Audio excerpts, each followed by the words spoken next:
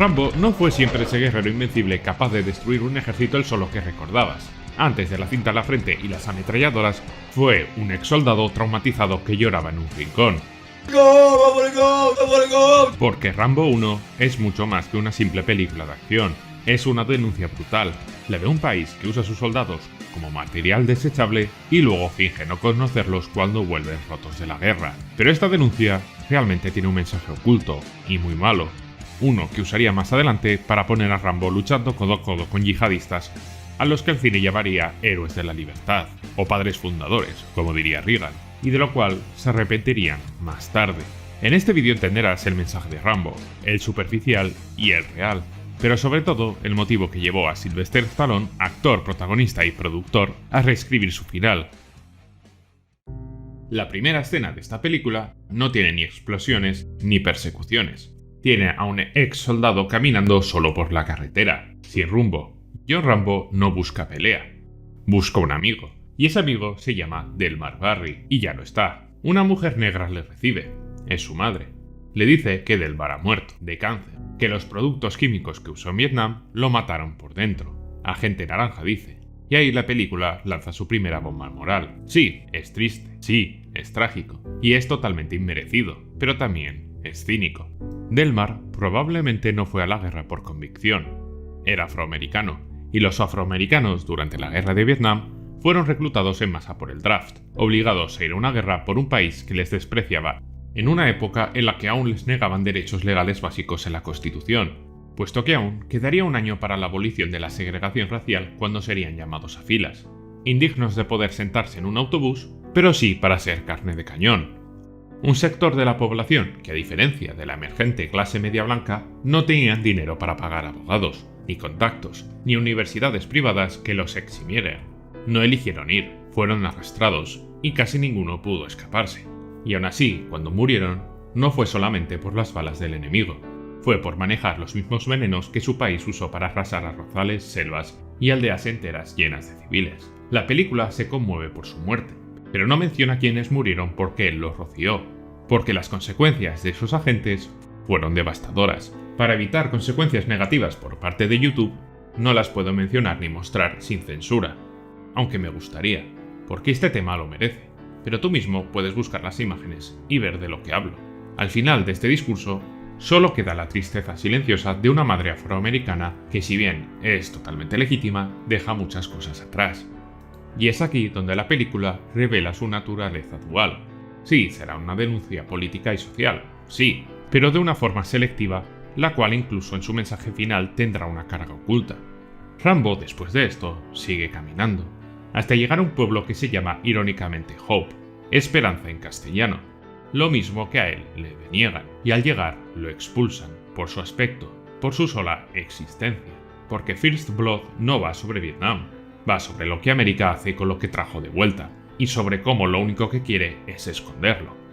Rambo no entra a Hope gritando, no entra armado, ni siquiera pide nada, camina, está solo, y aún así, para el sheriff, es demasiado sucio, demasiado callado, demasiado incómodo. Le ofrece llevarlo al otro lado del pueblo, pero no es cortesía, es una expulsión preventiva.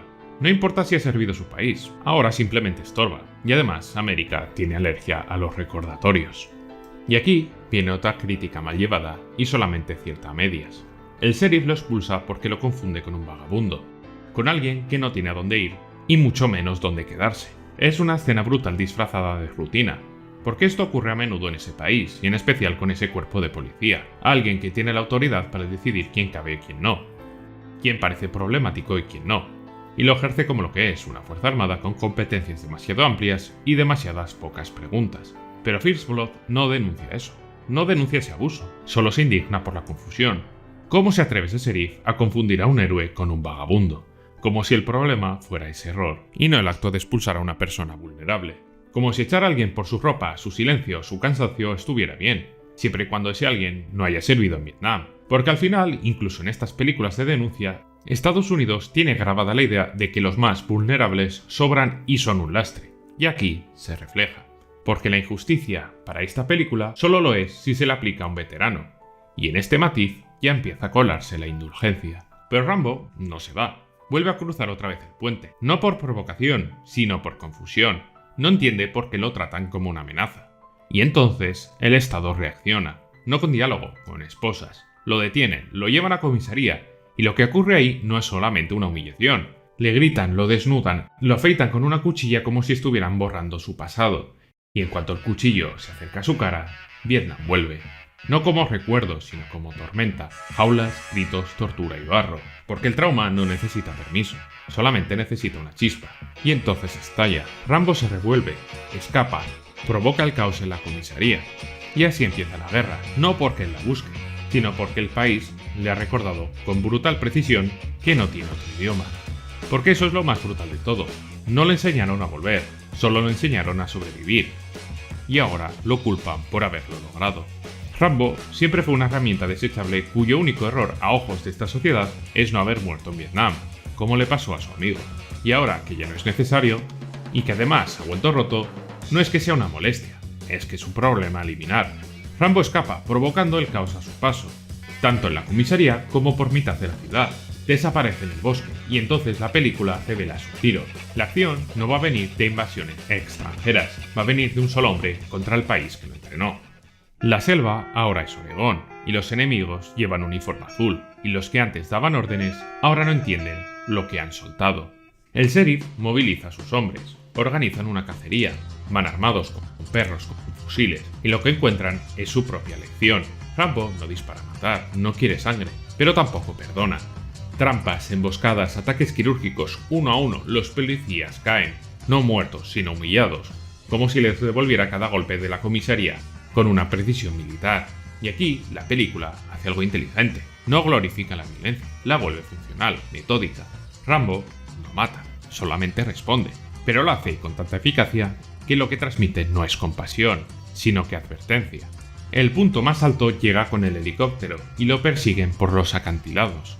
Le disparan desde arriba, sin mediar palabra, y el atrapado en la roca, sin armas, responden con lo único que tiene, una piedra. El helicóptero se tambalea, el policía pierde el equilibrio, cae y muere. No es un asesinato directo, pero tampoco es un accidente limpio, es una consecuencia, como todo lo que ha pasado hasta ahora, y en esa muerte se condensa el dilema de toda la película.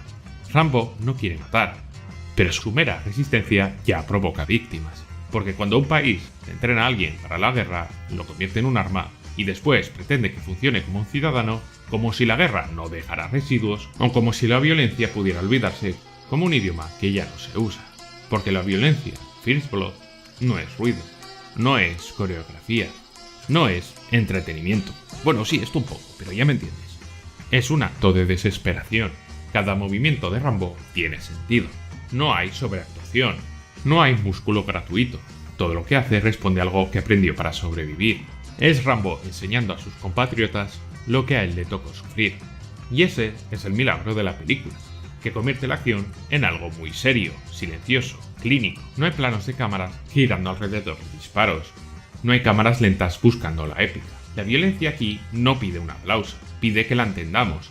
El bosque no es un escenario de un videojuego, es una extensión de su memoria. Cada trampa no es ingenio, es pedagogía bélica. La violencia en Rambo 1 no es heroica, es un síntoma. Es la única respuesta que le dejaron a un hombre que cuando volvió a casa ya no sabía cómo comportarse en paz, porque nunca se lo enseñaron, porque nunca se esperó que sobreviviera. Y ese contraste entre la precisión brutal y el abandono emocional es lo que hace que su estallido final no sea un clímax, sea una confesión, porque cuando finalmente se rompe es cuando ya no hay bosques, ni trampas, ni enemigos, cuando solo queda él, el coronel y una pared vacía. They open up the box, fucking blow his body all over the place. He's laying there, he's fucking screaming, his pieces of him all over me, just like, my friend, it's all over me! I wanna go home, I wanna go home! I can't find your legs! Get out of here!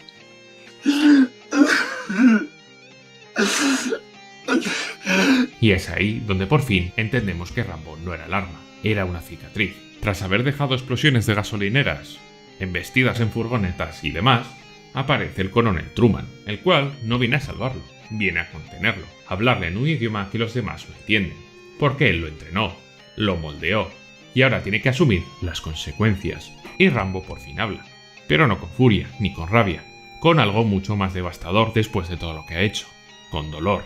Es un colapso real, no hay música épica, solamente un hombre roto que por primera vez dice lo que llevaba años callando. Y ahí la película acierta, no convierte el llanto en debilidad, lo convierte en revelación. Porque debajo de esa máscara no hay un monstruo, hay un huérfano del sistema. Hay un desecho humano. Pero es aquí cuando el espectador y el protagonista están con la guardia baja, cuando la película lanza su mensaje oculto, disfrazado como el caballo de Troya. El mensaje que hará que en un futuro Rambo se olvide completamente de que tiene estrés postraumático y vuelva a Vietnam, o que se alíe con los yihadistas en Afganistán. Todo lo que Rambo verbaliza a su sargento es verdad. La marginación, la rabia y la impotencia. The United States ain't doing nothing for us, man.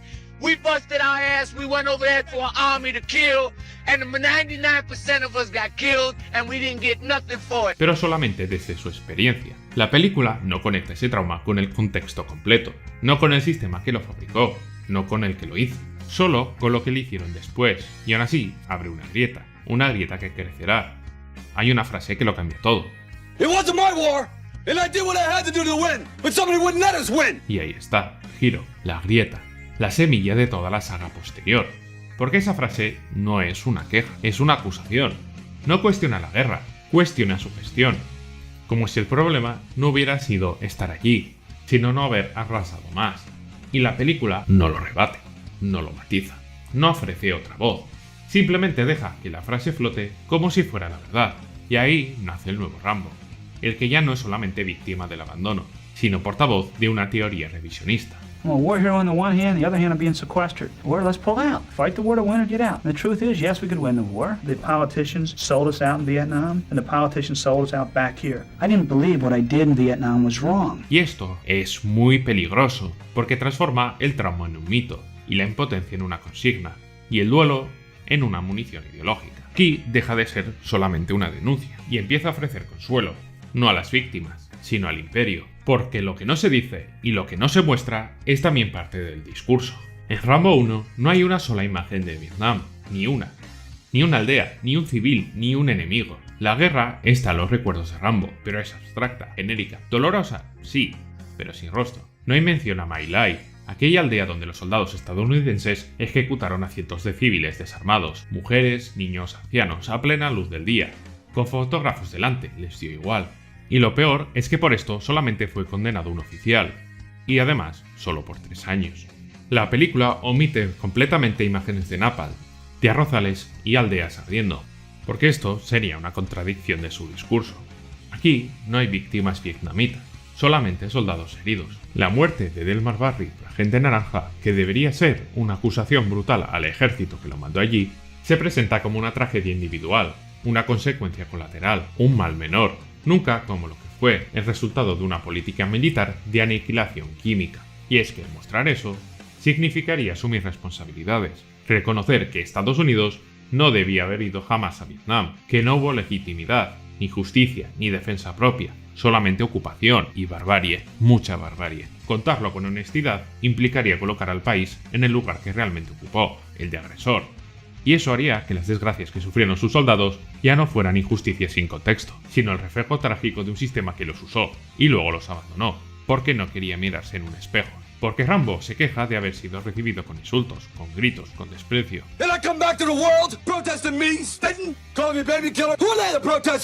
Pero nunca se plantea por qué. Nunca se menciona lo que él hizo, ni lo que pudo haber hecho. Solo se asume que el país fue injusto con sus soldados, y puede que lo fuera, pero esa es otra historia. Porque en esta historia el agresor se viste de víctima, y el juicio moral se sustituye por pena selectiva. First Blood exige empatía, pero solo hacia uno de los dos lados del conflicto, no hacia los que murieron del otro, no hacia los que fueron pulverizados por esas mismas armas que ahora intoxican a sus veteranos. Y ese silencio no es inocente, es una omisión deliberada. Una limpieza narrativa, una forma de decir lo que nosotros sufrimos importa, lo que hicimos no tanto. Muy a la línea de esas películas centradas en lo mal que lo pasan los estadounidenses matando por Oriente Medio o Asia, pero dejando para otro día eso de cuestionar qué carajos hacen ahí matando iraquíes. Y es ese mismo mecanismo narrativo el que también transforma el original First Blood, porque esta película no es una adaptación fiel del libro, es algo más importante y aún más ambicioso, es una corrección. En la novela original de David Morrell, Rambo es incontrolable, es más salvaje, más despiadado, más nihilista y al final muere. Stallone no aceptó eso y reescribió el personaje, lo contuvo, lo humanizó, le dio un nombre que no tenía en la novela, John, y le quitó todo atismo de sarcasmo o rebeldía juvenil. Ya no era un sociópata, era un mártir. Y al hacerlo, lo preparó para sobrevivir, no solamente dentro de esta historia, sino fuera de ella, porque ese Rambo, que sangra, pero que no muere, que llora, pero no dispara sin un motivo, ese Rambo era franquiciable, y por eso sobrevivió. Eliminó las muertes directas, ya que en la novela original Rambo provocaba una auténtica matanza, y convierte a Rambo en lo único que Hollywood puede explorar sin vergüenza. Un hombre dañado pero funcional, una víctima legitimada para actuar, una máquina rota pero útil. Y ahí Stallone no solamente salvó al personaje, salva una propiedad intelectual, salva un símbolo que podía mutar, crecer y un día reescribir la guerra. El final de First Blood no es un final, es una pausa, es una cesión táctica. Rambo no muere, no es abatido, no es ejecutado, se entrega, esposado, vivo y en silencio. Y eso no es una victoria moral, es una preparación narrativa, porque si muere se acaba el discurso, pero si vive puede regresar, con más rabia, con más músculo, con más licencia para matar. La película que hasta entonces se había contenido se abre en sus últimos segundos a otra posibilidad, la de convertir al veterano abandonado en el soldado definitivo. Y eso es lo que vendrá después, la selva, las balas y los rescates. Pero todo esto empieza aquí, con un llanto, con un edificio en ruinas. First Blood parecía una crítica, y lo fue, pero también fue consuelo. Consuelo para un país que no quería verse como verdugo, sino como víctima de su propio desorden. Y por eso Rambo no muere, porque todavía tiene que ser útil, todavía puede matar aún más, pero esta vez con permiso. El plano final es simple. Rambo esposado, sin redención, sin justicia, pero vivo. El sistema lo encierra, pero no lo destruye, solamente lo retiene, porque aún puede ser muy útil, y lo será, no como símbolo del fracaso, sino como herramienta para reescribir la historia. First Blood parecía una conclusión, pero solamente en el inicio, porque Rambo volverá.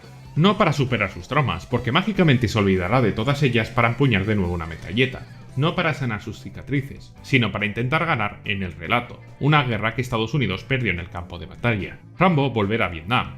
Volverá como falsa autocrítica de nuevo, como esa voz que denuncia lo injusto de la guerra, sino lo poco que se bombardeó. Y más adelante volverá una vez más, en una tercera entrega que ya no será drama ni denuncias, sino una pesadilla para sus propios creadores, la de un monstruo que el país creó y olvidó, y que ahora regresa para recordarles todo lo que fingieron no haber hecho, porque tras First Blood, Rambo no será un hombre en busca del sentido, será una herramienta narrativa cuya misión principal no será salvar prisioneros, sino conquistar la propaganda y de paso reescribir la historia. Si te ha gustado este vídeo, te recomiendo este otro en el que hablo de Scarface, una película que muchos no han querido entender, y que va mucho más allá de gángsters y narcotráfico. Haz clic y descúbrelo, y de paso, dale un like, que creo que por este curro me lo he merecido, ¿no? Nos vemos.